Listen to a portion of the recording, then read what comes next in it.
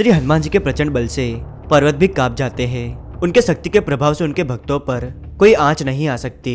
प्रभु अपनी शक्तिशाली बाही भुजा से राक्षसों का संहार करते हैं, तो वहीं अपनी दाहिनी भुजा से संतों की रक्षा करते हैं। सकल मनुष्य, देवतागण, मुनि श्री हनुमान जी की आरती करते हैं और सभी प्रभु की जय जयकार करते हैं। दोस्तों, पुराणों में लिखा है कि कलयुग में लोग अपनों के ही दुश्मन बन जाएंगे, घर घर में दुश्मनी होगी, और ये हम आज के समय में देख भी सकते हैं।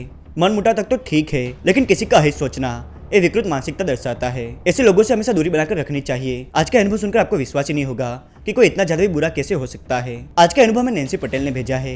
इनके घर वाले इनके दुश्मन बन गए और इनके ऊपर काली विद्या कर बैठे। नमस्कार दोस्तों, मेरा नाम है विवेक और स्वागत है आपका विवेक क्रिएशन स्टोरीज में। नैन्सी जी बहुत ही परेशान हो गई थी। इनकी बात पर कोई भी विश्वास नहीं कर रहा था, लेकिन कुछ ऐसा हुआ कि सबको इनके ऊपर भरोसा हो गया। कैसे प्रभु श्री हनुमान जी ने इन्हें घोर संकट से उबारा और कैसे प्रभु की परम भक्त बनी, वो सब कुछ आज हम जानेंगे। तो आइए आगे कहानी इनके नजरिए से शुरू करते हैं। नमस्कार दोस्तों, मेरा नाम नैन्सी है। ये अनुभव जब भी मैं याद करती हूँ तो मेरी रूह कांप जाती है। मेरा जन्म अहमदाबाद में हुआ, पर मेरी शादी कलकत्ता में हुई। मैं अपने पति, सास, ससुर और बेटे के साथ बहुत अच्छे से रहती थी, लेकिन एक दिन मुझे मेरे जीवन में कुछ बदलाव महसूस हुआ। पता नहीं, लेकिन मुझे डरावने सपने आते और मेरी सास मुझे सपने में दिखाई देती। पहले मैंने सब इग्नोर किया, सोचा इन सपनों का कोई अर्थ नहीं है। फिर इसकी अगली सुबह मैंने देखा कि मेरी सास मटके में कुछ डाल रही है। जब मैंने इसके बारे में उनसे पूछा तो वो घबरा गई। उन्होंने कहा ये तो गंगा जल है। मुझे शक हुआ कि गंगा जल है तो मटके में डालने की क्या जरूरत है। तो मैंने झूठ मूठ का हाँ कह दिया, लेकिन तब से मैं उनकी हरकतों पर नजर रखने लगी। मैंने उनका पुराना फोन ले लिया और नया स्मार्टफोन दिया। जब मैंने उसकी कॉल रिकॉर्डिंग सुनी तो मुझे विश्वास ही नहीं हुआ कि मेरी सास ऐसा भी कुछ कर सकती है। वो एक तांत्रिक के पास जा रही थी और अभी तक उसे 60,000 दे चुकी थी। वैसे वो रिकॉर्डिंग अभी तक मेरे पास है, पर मेरे पति के मना करने से मैं आपको वो नहीं सुना पाऊंगी। उन्होंने ऐसा कहा था कि मैंने तुम्हें 60,000 दिए, लेकिन मेरा काम अभी तक नहीं हुआ। तुम काम नहीं कर सकते तो पैसे वापस कर दो। आगे उन्होंने ये भी कहा कि अभी तक इसका असर किसी पर भी नहीं हुआ। थोड़े दिनों में उजाला पक्ष आ जाएगा, उसके बाद कुछ भी नहीं हो सकता। दरअसल पता नहीं किसी ने उन्हें भड़काया था कि बच्चा होने के बाद तुम्हारा बेटा तुम्हें छोड़ देगा। इस डर में वो ये सब कर रही थी। वो तांत्रिक इन्हें सम्मोहन का सामान दे रहा था। अभी तक वो हमारे खाने में और पानी में ये सब चीजें मिला चुकी थी, पर हमें अभी तक कुछ नहीं हुआ था। ये बात जब मैंने अपने पति को बताई तो वो नहीं माने और उल्टा मुझ पर ही गुस्सा करने लगे। मैंने उन्हें रिकॉर्डिंग नहीं सुनाई, क्योंकि ऐसा करते तो वो माँ जी को फिर कभी नहीं बुलाते और मैं ऐसा नहीं चाहती थी। लेकिन एक रात हद पार हो गई। जब सभी सो गए तो माँ जी उनके कमरे में तंत्र क्रिया करने लगी। मुझे उन पर शक था, इसलिए मैं रात को उन्हें देखने जाया करती थी। उस रात जो मैंने दृश्य देखा वो मैं आज तक नहीं भूल पाई। उन्होंने 3 पुतले बनाए, 2 बड़े और 1 छोटा। मैं ये सब कुछ फोन में रिकॉर्ड कर रही थी ताकि मैं किसी को बताऊं तो मेरी बात पर भरोसा करे। जब उन्होंने कुछ बोलकर छोटे पुतले के ऊपर किसी चीज के दाने फेंके तो वो पुतला मुरझा गया। उसके अगले दिन मेरा बेटा बीमार हो गया।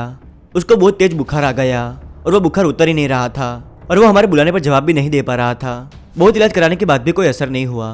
तब मैंने सबको बता दिया कि माँ जी की वजह से ये सब कुछ हो रहा है, पर सबने कहा कि मैं झूठ बोल रही हूँ। फिर मैंने जो रिकॉर्डिंग की थी वो सबको दिखाई। सब देखकर हैरान हो गए। फिर मैंने अहमदाबाद कॉल किया तो मुझे पता चला कि सारंगपुर में श्री कष्टभंजन हनुमान जी का बहुत चमत्कारी मंदिर है। मैं जब छोटी थी तब मैंने उस मंदिर के बारे में सुना था, पर वहाँ कभी गई नहीं। कहते कि वहाँ जाने से सभी भूत बाधाएं, ऊपरी क्रियाएं समाप्त हो जाती है। हमने फ्लाइट टिकट बुक की और तुरंत ही सारंगपुर के लिए निकले। वहाँ जाकर हमने पूजा करवाई और जब प्रभु के मंत्रों का चमत्कारी जल मेरे बेटे के ऊपर छिड़का तो उसका बुखार थोड़ा कम हुआ। फिर वहाँ से पंडित जी ने रक्षा सूत्र बांधा और श्री हनुमान चालीसा का जाप करवाया। फिर हम प्रभु का शुक्रिया कर वापस कलकत्ता गए और घर में भी वो जल छिड़का। फिर हमें पता चला कि वो तांत्रिक अपनी विद्या का गलत इस्तेमाल करके पैसे कमा रहा था।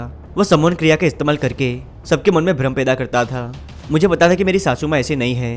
वो सबसे बहुत प्यार करती थी, परंतु वो प्रेम मोह के कारण ऐसे भूल कर बैठी। उन्होंने हम सबसे माफी मांगी तो हमने भी उन्हें माफ कर दिया। उस दिन के बाद साल में एक बार हम जरूर श्री सारंगपुर धाम दर्शन करने जाते हैं। मैंने प्रभु की बहुत बड़ी तस्वीर घर में लगाई है। सच में प्रभु नहीं होते तो मेरा बच्चा पता नहीं किस हाल में होता। श्री कष्टभंजन हनुमान जी की जय हो। अगर आपको मौका मिले तो प्रभु के दर्शन करने अवश्य जाइएगा। प्रभु आप सभी का कल्याण करे। जय श्री राम। दोस्तों, जिनके साथ स्वयं भगवान हो उनका कभी भी अहित नहीं हो सकता। ये तो अब आज का अनुभव सुनकर जान ही गए होंगे। मैं सबकी ओर से नैन्सी जी का धन्यवाद करना चाहता हूँ कि उन्होंने समय निकालकर हमें अनुभव भेजा।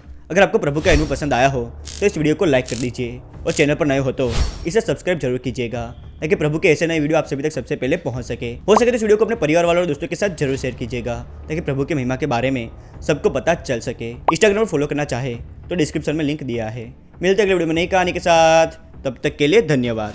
जय बालाजी महाराज।